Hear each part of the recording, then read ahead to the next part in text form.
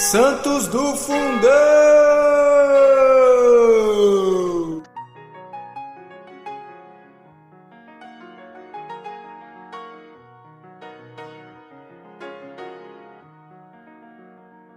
Olá, hoje eu vou contar para vocês um pouquinho da minha história.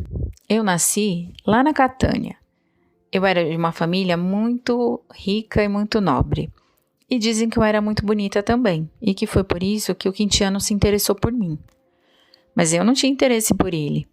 Eu só queria saber de Jesus Cristo. A minha alma toda, o meu interesse, a minha vida era toda para Jesus Cristo. O Quintiano era o cônsul da Sicília. Ele era um homem muito interesseiro e idólatra. E ele achava que se ele me conquistasse, ele ia ter várias vantagens. Ele ia conseguir os meus bens e ele ainda ia usufruir da minha beleza. Por isso que ele tentou me conquistar, sem sucesso, porque eu não tinha interesse nenhum nele e nada que ele pudesse me oferecer. E foi aí que as coisas começaram a embolar, porque ele começou a me perseguir. Sim, eu não queria nada com ele, mas ele não entendia isso. Teve um dia que ele me mandou ficar com uma mulher que tinha 9 filhas. A mulher e as 9 filhas eram muito depravadas. E elas tentavam a todo custo me fazer mudar de ideia. Vocês acreditam que todos os dias elas me ofereciam? Primeiro elas começaram com ofertas sedutoras. Depois elas me ameaçavam. E elas tentavam de todo jeito fazer com que eu mudasse de ideia. Todos os dias eu chorava e chorava pedindo a Deus a graça do martírio, porque eu sabia que era através dele que eu chegaria mais rápido ao céu. A mulher tentou de todas as formas, e aí um dia ela cansou e foi falar com Quintiano novamente. Ela disse que era impossível me fazer mudar de ideia, que era mais fácil as pedras amolecerem e o ferro derreter do que eu mudar de ideia. Aí o Quintiano ficou bravo e mandou me chamar, porque ele queria me interrogar. Ele não entendia como que eu, sendo uma nobre, tinha uns costumes servis, porque eu gostava de ajudar as pessoas, e ele não entendia isso. E aí, quando mais ele me questionava, mais eu afirmava aquilo que eu acreditava, e eu expliquei para ele que a suprema liberdade estava a serviço de Cristo, que a gente era livre quando a gente servia a Cristo. Mas ele não conseguia entender essas coisas, não entrava na cabeça dele. E o homem foi ficando nervoso. Nossa, vocês não têm ideia. Ele mandou me bater. Ele me bateu. Ele não me bateu, né? Porque ele nem teve a coragem de me bater. Ele mandou os servos dele me baterem. Tudo porque eu desejei que ele fosse igual ao Júpiter, o deus que ele tanto idolatrava, e que ele se casasse com alguém que fosse igual a Vênus, que ele também tanto idolatrava. Agora pensem comigo, faz sentido o homem ficar nervoso porque eu desejei que ele fosse igual ao Deus, o Deus que ele cultuava? Pensem comigo, faz sentido isso? Não faz sentido, né? Que exemplo esses deuses dele davam que ele não queria ser igual? Então, alguma coisa estava muito errada, mas ele não enxergava isso. E aí ele me ameaçou mais uma vez. Ele disse que ou eu cultuava os deuses dele, ou ele ia me fazer sofrer vários suplícios. E eu continuei respondendo, dizendo que ele poderia fazer o que ele quisesse. Que se ele me entregasse às feras, elas ficariam mansas. Que se ele me mandasse ao fogo, os anjos viriam com o orvalho para me refrescar. E que se ele fizesse qualquer outra coisa que me fizesse sofrer, ele estaria me fazendo favor, porque eu não ia ligar, porque eu estaria com o Espírito Santo. O homem ficou transtornado, e ele já não sabia mais o que fazer, me mandou para a cadeia, mandou para a prisão. Eu fui muito feliz, eu fui sorrindo, porque eu sabia que eu estava sofrendo tudo aquilo por amor a Jesus Cristo. Aí depois de uns dias lá na prisão, ele achando que eu já tinha mudado de ideia, me mandou interrogar novamente. E eu continuei afirmando que eu acreditava em Jesus Cristo e que se ele quisesse me infligir o martírio, ele só estaria me fazendo um favor, porque eu ia chegar no céu mais rápido. Aí ele perdeu a cabeça de toda forma. Ficou nervoso, perdeu a cabeça e mandou que cortassem os meus seios lentamente. Eu suportei tudo com muita coragem. E aí ele ficou mais transtornado ainda. Me mandou de volta para a prisão, proibiu que cuidassem de mim, proibiu que me dessem comida ou remédio e me deixou lá na prisão apodrecendo, porque ele achava que eu ia mudar de ideia por conta do sofrimento.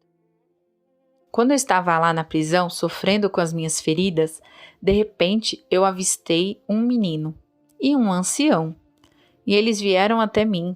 E eu achei muito estranho como que eles estariam dentro da prisão, né? Mas aí o ancião falou comigo e falou que as minhas feridas eram curáveis se ele pudesse passar o remédio em mim. Eu não aceitei. Eu nunca deixei ninguém me ver. Nunca me mostrei para ninguém. E eu ia me mostrar para uma pessoa que eu nem conhecia. Aí o ancião me tranquilizou. Ele disse, não, calma, eu sou cristão também. Não tenha vergonha, não tenha medo. Porque né, eu vou cuidar de você. Eu neguei mais uma vez, não deixei. E aí ele ficou insistindo e eu negando. Até que ele me perguntou por que eu estava negando que ele cuidasse de mim. E aí eu disse para ele que se fosse da vontade de Jesus Cristo que eu me curasse, uma só palavra dele bastaria. E aí foi que aconteceu algo extraordinário. Vocês não têm ideia. Meu coração quase soltou pela boca. Quem era o ancião que veio até mim? Era nada mais, nada menos do que Pedro, o apóstolo. São Pedro, isso mesmo, o primeiro Papa. Ele disse assim para mim, sou seu apóstolo e foi Jesus que me enviou. Você está curada. E na mesma hora as feridas sararam. Vocês têm ideia e conseguem imaginar o que eu senti nesse momento? Eu não tinha nem reações. A única coisa que eu consegui fazer foi prostrar e render graças. E agradecer e louvar a Deus porque eu fiquei curada. E depois desse fato extraordinário, dessa cura, né, que eu recebi, passaram-se 4 dias. E o Quintiano veio me ver. Veio ver o que tinha acontecido comigo. Quando ele viu que eu estava curada, ele não acreditou. E perguntou quem tinha me ajudado e quem tinha me curado. Eu respondi que foi Jesus Cristo. E ele ficou louco e disse, você ainda acredita em Jesus? Você ainda fala desse homem? E eu disse para ele que enquanto eu vivesse, eu invocaria Jesus com os meus lábios e com a minha vida. Aí ele ficou louco e falou assim, vamos ver agora se Jesus vai curar você. E vocês nem imaginam o que estava por vir. Ele mandou me arrastar nua sobre cacos de cerâmica e brasas ardentes. E enquanto eu vivia esse momento de suplício, um grande terremoto assolou a cidade.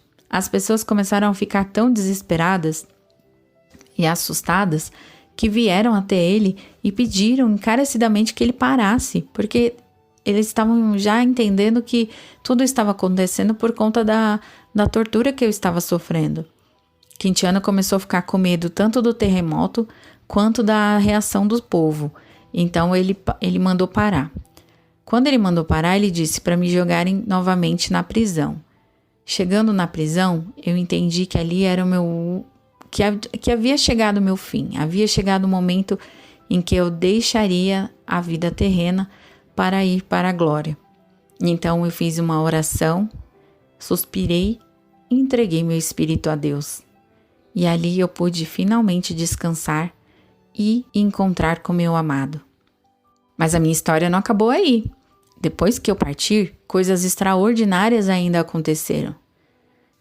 Dizem que certa vez houve uma erupção de um vulcão e as lavas estavam indo em direção à cidade e que quando chegaram perto do túmulo onde eu estava enterrado, elas pararam. Elas não passaram por cima, entre outras coisas. Então, coisas extraordinárias aconteceram também depois que eu parti. Mas tudo para a honra e glória do Senhor, porque vocês sabem, né? Eu mesma não posso nada. Quem pode é Deus. Ah, deixa eu me apresentar. Eu não apresentei, né? Eu não falei quem eu sou. Meu nome é Ágata. Mas depois que eu parti, eles começaram a me chamar de Santa Ágata.